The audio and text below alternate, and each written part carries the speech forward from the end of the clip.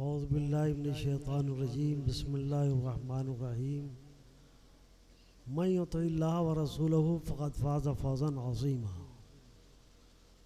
सदक़ल्लाहुल अज़ीम बल्लग़ रसूलुन नबियुल करीम व नहनु अला ज़ालिका मिनश्शाहिदीन व शाकिरीन वल्हम्दुलिल्लाहि रब्बिल आलमीन। अल्लाहुम्मा सल्लि अला सय्यिदिना मौलाना मुहम्मदिन मालिल जुद वल करम व अला आलिहि व बारिक वसल्लिम सलातु व सलामन अलैका या रसूलल्लाह। नज़र आती है गुलशन में हवा नासाज़गार अपनी, नज़र आती है गुलशन में हवा नासाज़गार अपनी, गुले बाग़े खलीली भेज दे बादे बहार अपनी। तरीक़े मुस्तफ़ा को छोड़ना है वजह बर्बादी। आज हम लोग हर तरफ बर्बाद ही बर्बाद नज़र आ रहे हैं। तो शफीक जौनपुरी कहते हैं तरीक़े मुस्तफ़ा को छोड़ना है वजह बर्बादी, इसी से कौम दुनिया में हुई बेइक़्तिदार अपनी। इलाज क्या है? हमें लाजिम है शहंशाह बता की रज़ा जोई, हमें लाजिम है शहंशाह बता की रज़ा जोई। वो अपने हो गए तो रहमते परवरदिगार अपनी। अल्लाहुम्मा सल्लि अला सय्यिदिना मौलाना मुहम्मदिन मालिल जुद वल करम व अला आलिहि व बारिक वसल्लिम सलातु व सलामन अलैका या रसूलल्लाह। अजीब वक्त है, वक्त भी अजीब होता है। जब आदमी की तवानाई ख़त्म हो जाती है तो अजीब हो गई। ये वक्त वही है, तवानाई सब ख़त्म हो चुकी है। एक से एक बड़े मुक़र्रिर की तकरीरें आपने समाअत फरमा ली है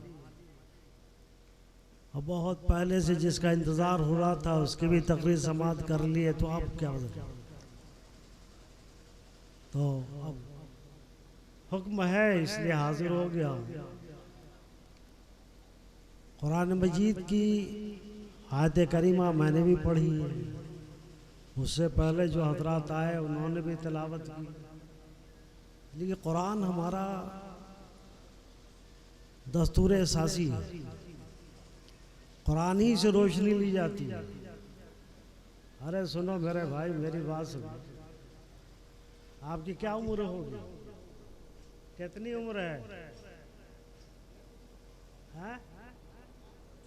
85। तो आप मेरे बड़े भाई हुए तो छोटे भाई की बात तो सुननी ना चाहिए कि नहीं सुननी चाहिए? आप इतना सुन चुके हैं कि अब जरूरत ही नहीं महसूस कर रहे हैं सुनने। लेकिन इतना सुनने के बाद भी आपको आदाब मजलिस नहीं मालूम। आदाब मजलिस मालूम होता तो जिस मकसद के लिए मजलिस मुनक्किद हुई है उसको बगौर आप सुनते तब आदाब मजलिस में आप शरीक माने जाते। लेकिन क्या कीजिएगा, आज़ादी का ज़माना है। 47 में आज़ादी मिली, आज तक आज़ादी हम लोग अपने को समझते हैं, हालांकि मुसलमान आज़ाद नहीं है। मुसलमान ने जब कलमा ला इलाहा इल्लल्लाह मुहम्मद रसूलुल्लाह पढ़ लिया, हदबंदी हो गई। अब आप इससे निकल नहीं सकते,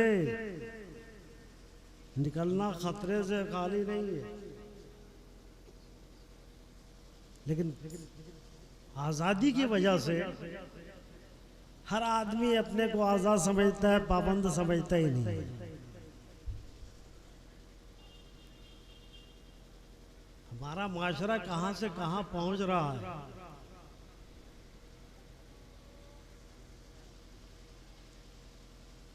सोचते ही नहीं, हालात इतने गड़बड़ चल रहे हैं, उसके बावजूद हम ये नहीं सोच पा रहे हैं कि हमको क्या करना चाहिए। आप यहाँ पर आए हो, अकीदत और मोहब्बत में आए हो, बुजुर्गों का फैज़ हासिल करने के लिए आए हो। जब से आए हो आप मज़ार शरीफ पे भी हाजिर हुए होंगे, कई मरतबा फातिहा पढ़ा होगा, लेकिन आपने ये सोचा कि जो यहाँ कब्र पे आराम कर रहे हैं हमारी तरह से एक इंसान तो थे, इससे तो इनकार नहीं किया जा सकता। इंसान थे, लेकिन कहाँ कहाँ से लोग चले आ रहे हैं उनकी बारगाह में हाजिरी देने के लिए, फातिहा पढ़ने के लिए। कब्रिस्तान में सैकड़ों हजारों कब्रें हैं, वहाँ आप शायद जुमे के रोज चले जाते हो, और वो भी सब कब्र के पास नहीं जाते हो, जाते हैं सिर्फ अजीज़ व अकारीब के पास। एक ताल्लुक़ है, मेरा भाई था, मेरा दोस्त था, मेरे वालिद थे, मेरी माँ थी, इसीलिए तो जाते हैं। लेकिन तमाम कब्रें हैं, लेकिन औरों के पास नहीं जाती। यहाँ सब आ रहे हैं, एक कब्र होगी, दो कब्र होगी, तीन कब्र होगी, लेकिन हर कब्र पे जा रहा है आदमी फातिहा पढ़ने के लिए। कभी आपने सोचा कि ऐसा क्यों इनकलाब है, क्यों है? अगर इसी क्यों पर आप सोच लो तो आप इंसान बन जाओगे। भाई आपकी इंसानियत से इनकार नहीं कर रहा हूँ, लेकिन असल इंसान आप उसी वक्त बनोगे जब आप अल्लाह के मुतीओ फरमाबरदार हो जाओगे। इन्होंने अपनी जिंदगी को अल्लाह और रसूल के लिए वक्फ कर दिया है, रात रात भर अल्लाह का जिक्र करते रहे, और आपको तो मोबाइल ही नहीं छोड़ रहा है। और अब नौजवान हमारा 1:30 बजे 2 बजे रात तक मोबाइल देखता रहता है। क्या देखता है उसमें यार? कभी माँ बाप ने पूछा कि बेटा 1:30 बजे कहाँ से आ रहे हो, 2 बजे कहाँ से आ रहे हो? नहीं, फुर्सत ही नहीं है पूछने। बाबू ना कुछ कमा रहा होगा, बाहर चला गया है तो सऊदीया से पैसा भेज रहा होगा, इस दबाव में आप कुछ नहीं पूछ रहे हैं। पूछना चाहिए, आपकी जिम्मेदारी है कि पूछो कि 1:30 बजे रात में 2 बजे रात में कहाँ से आ रहे हो, तुम्हारा ये मशगला क्या आता? पूछा नहीं? पूछा। अपने बच्चों की तरबियत आपके जिम्मे है, फर्ज है आप पर कि आप उनकी अच्छी तरबियत दें। नहीं देंगे मुआवजा होगा, कल क़यामत में पूछे जाएंगे, आप भी गिरफ्त में आएंगे। बच्चे तो गिरफ्तार होंगे ही, जुर्म किए हैं दुनिया में, छूटेगा कोई नहीं। माँ बाप भी इस ज़िम्मे में पकड़े जाएंगे कि आपने क्यों नहीं अच्छी तरबियत दी अपने बेटे की। सुनो, मेरे आका सल्लल्लाहु अलैहि वसल्लम इरशाद फरमाते हैं, जब इंसान दुनिया से रुखसत होता है ना, सारे अमाल से उसका ताल्लुक खत्म हो जाता है। न वो नमाज पढ़ सकता है, न रोज़ा रख सकता है, न कलाम पाक की तिलावत कर सकता है, कोई नेक काम नहीं कर सकता। अब खालियात है। लेकिन फरमाते हैं कि 3 चीज़ें ऐसी हैं कि अब भी उसको फ़ायदा पहुंचाएंगी। दुनिया से तो चला गया, नमाज तो पढ़ी नहीं, अब नमाज पढ़ सकता है? अरे नमाज पढ़ता होता तो आप काहे को दफन करते यार? करते? इतने सुस्त आप लोग बैठे हो, जिससे मालूम था कि मैं संस्कृत में बोल रहा हूँ, आप लोग समझ नहीं पा रहे। बहरहाल मुझे तो बोलना है, चाहे संस्कृत मेरी बोली समझें आप, चाहे फारसी समझें, आपकी मादरी ज़बान उर्दू में मैं बोल रहा हूँ। कहते ना कि उर्दू में बड़ा जुल्म हो रहा है, जुल्म हो रहा है। अरे जुल्म तो हम ही कर रहे हैं ना। मध्य प्रदेश में चले जाइए, राजस्थान में चले जाइए, छत्तीसगढ़ में चले जाइए, तो कहते हैं कि कुरान मजीद हिंदी में दीजिए। अबे कुरान मजीद हिंदी में नाजिल हुआ है? आप मुझे बताओ। कुरान तो खुद ही कहता है कि हम अल्लाह ने मुझे अरबी ज़बान में नाजिल फरमाया है।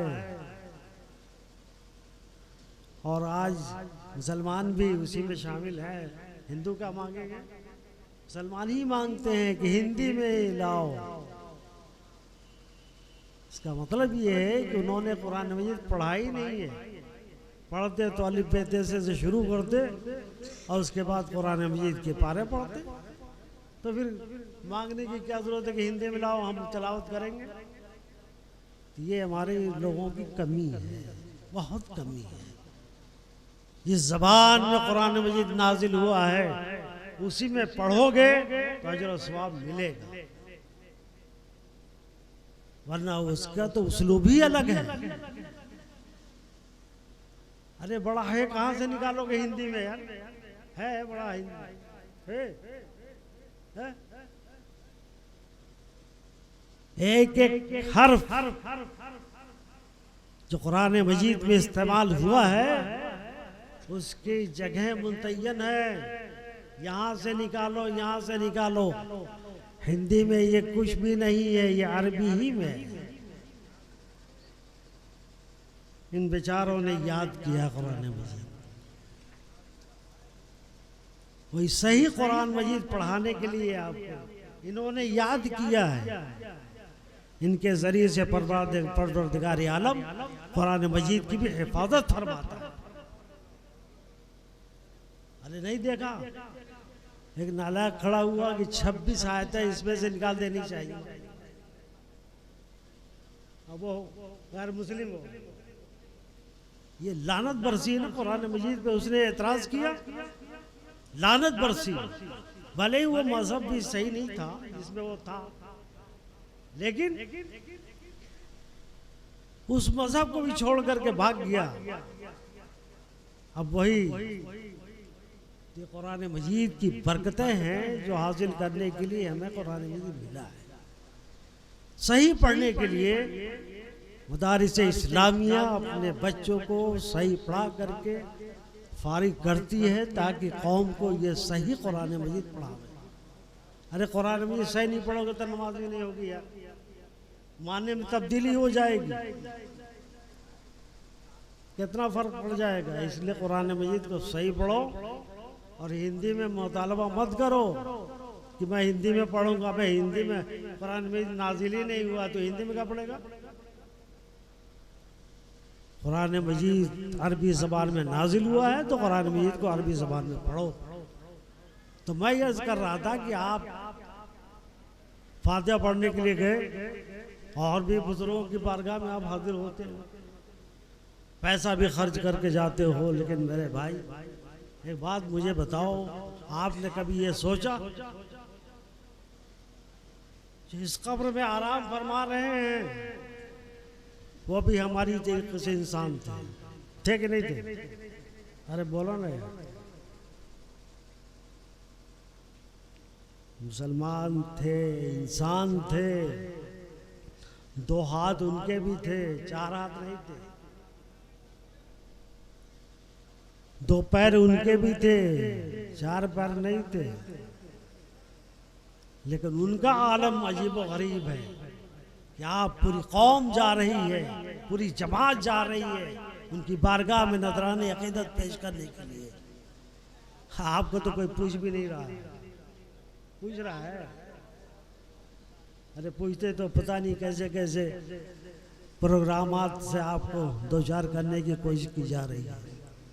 पूछते आप आखिर ऐसा क्यों है?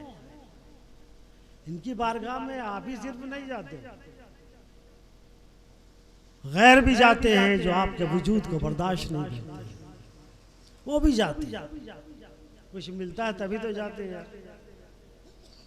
आपके दरवाजे पे तो नहीं लाइन लगा रहे थे। लेकिन मेरे भाई सुनो, आपने मस्जिदों के बाहर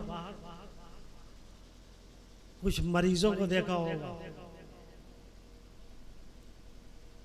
जुमे के रोज़ अक्सर जामे मस्जिद जो होती है ना, उसके बाहर अपने लोग भी खड़े रहते हैं, गैर भी खड़े रहते हैं। कोई पानी लिए खड़ा रहता है, कोई मरीज लिए खड़ा रहता है, कोई खाने की चीज़ लिए खड़ा रहता है कि नहीं रहता है? आप में कौन सा सुरखान का पर लग गया कि सब आपके इंतजार में लोग खड़े हैं? सिर्फ ये है, एक तसव्वुर है आपने दिया है। हम अल्लाह की बारगाह में जा रहे हैं, अल्लाह की बारगाह में उसकी तस्बीह करके आ रहे हैं, तामीद करके आ रहे हैं, उसको जिक्र करके आ रहे हैं। दूसरे को इतना मुतअस्सिर करता है ये अमल आपका, मस्जिद में जाने का अमल है।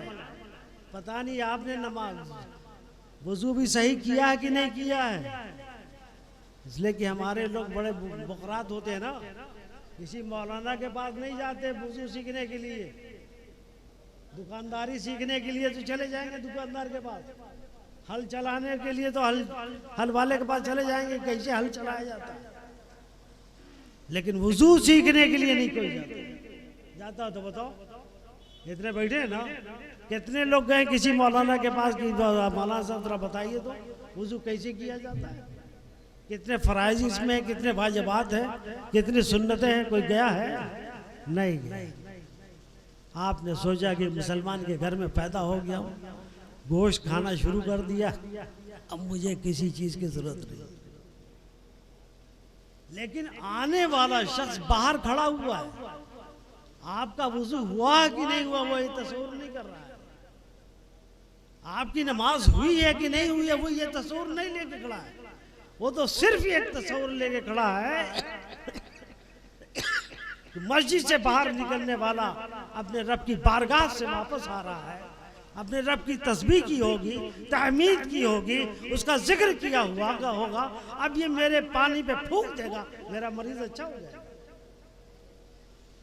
इसी तस्वीर से तो खड़ा है यार। आप जब अपने अमल से कोई असर नहीं लेते हैं तो बुजुर्गों की बारगाह में जाके क्या असर लेते होंगे यार? लेते हैं। सोचो मेरे भाई, एक जात लेटी हुई है,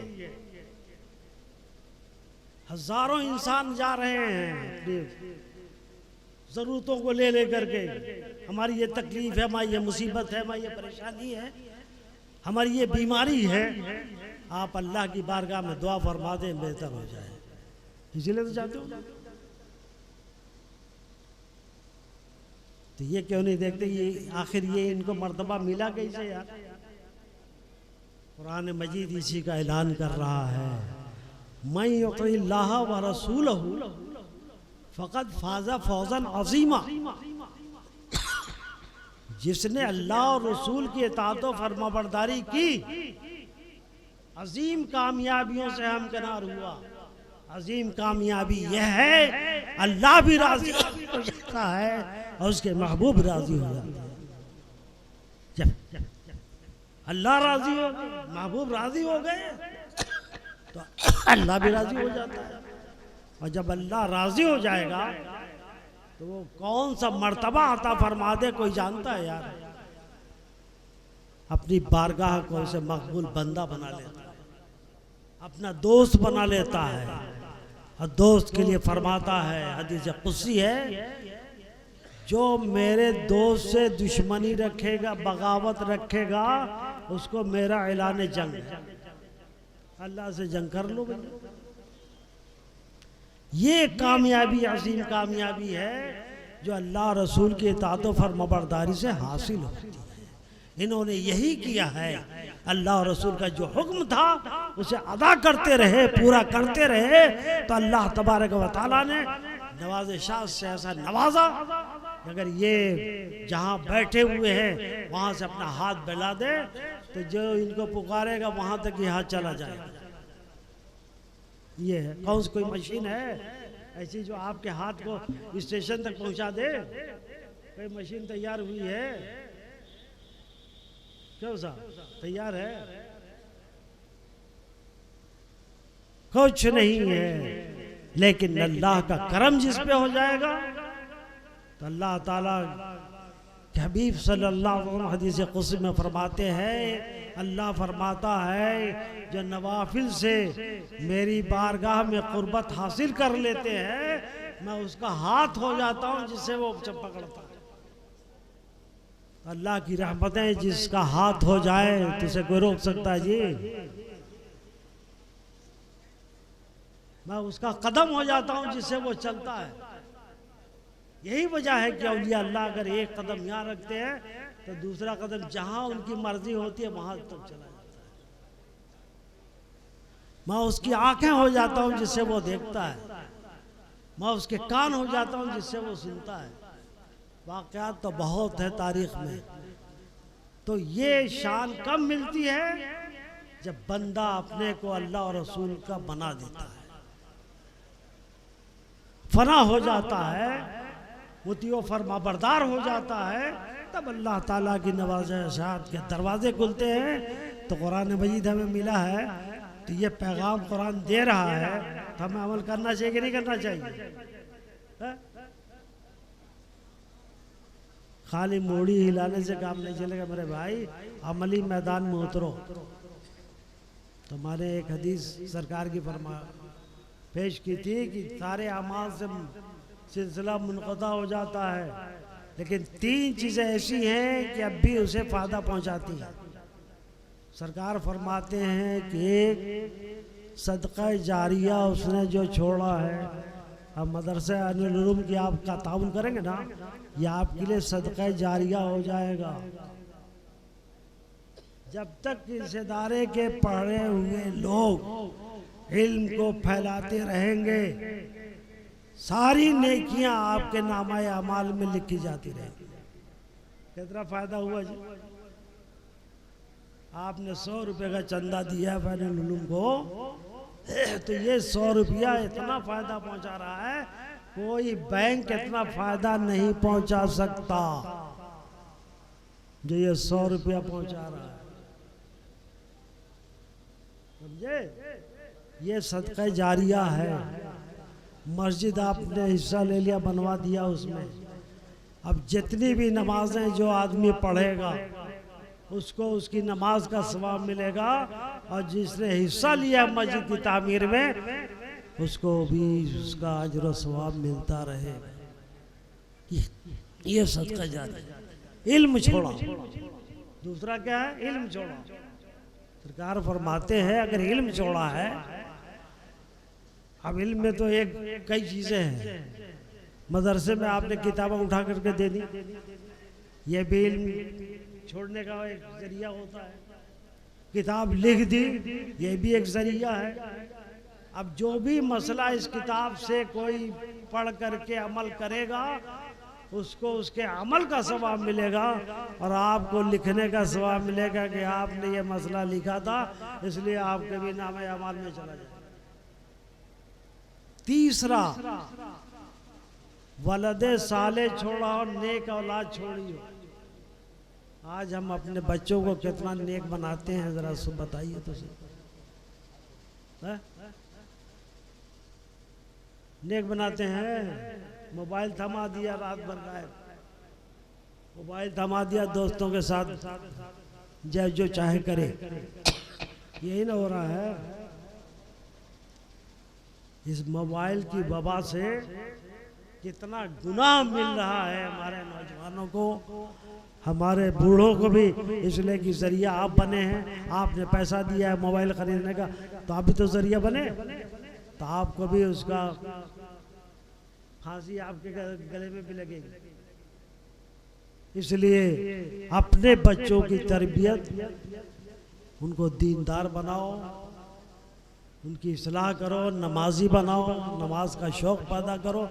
मैं पूछता हूँ आपसे, इतने लोग हो, बहुत से लोग मोबाइल लिए भी होंगे, आपने 5,000 का 6,000 का मोबाइल अपने बच्चे को खरीद करके दे दिया, इतने के ना देते हैं?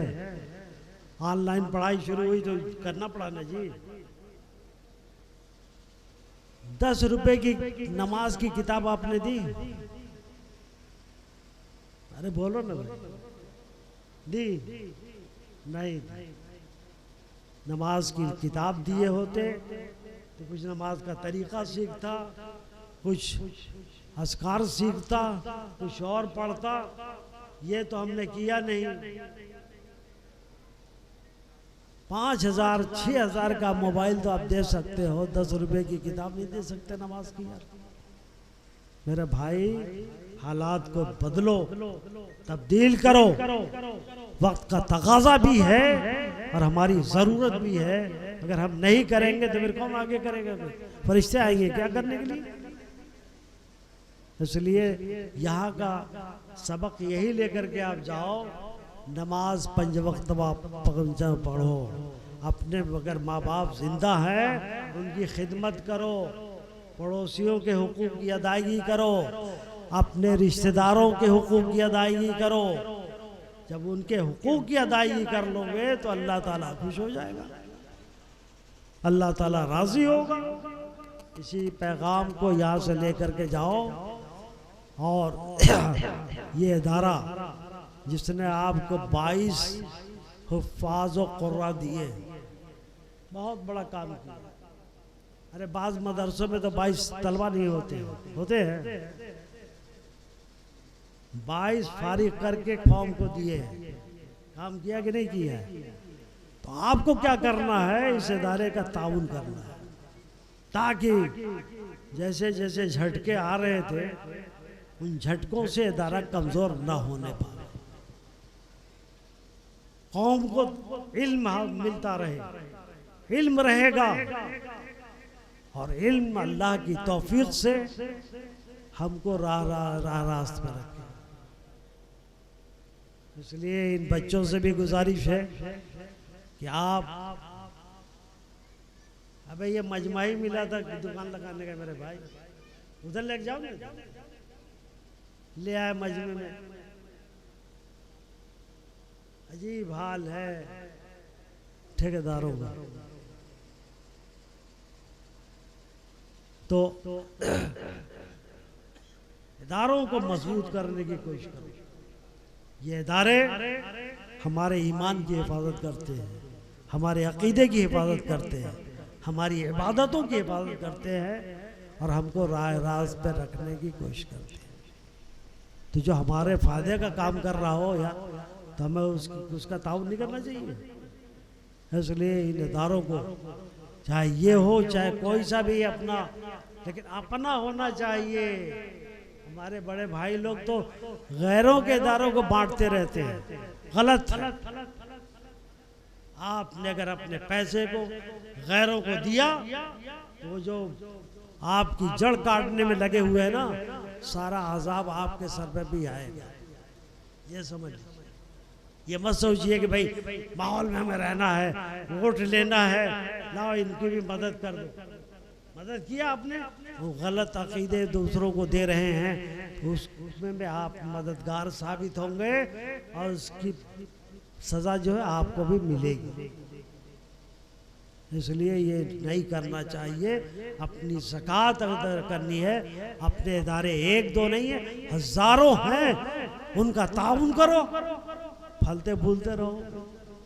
अल्लाह ताला हम सबको इसकी तौफीक अता फरमाए और बुज़ुर्गों के नक्श कदम पर चलने की तौफीक अता फरमाए। बस इन्हीं कलमात के साथ मैं अपनी बात ख़त्म करता हूँ।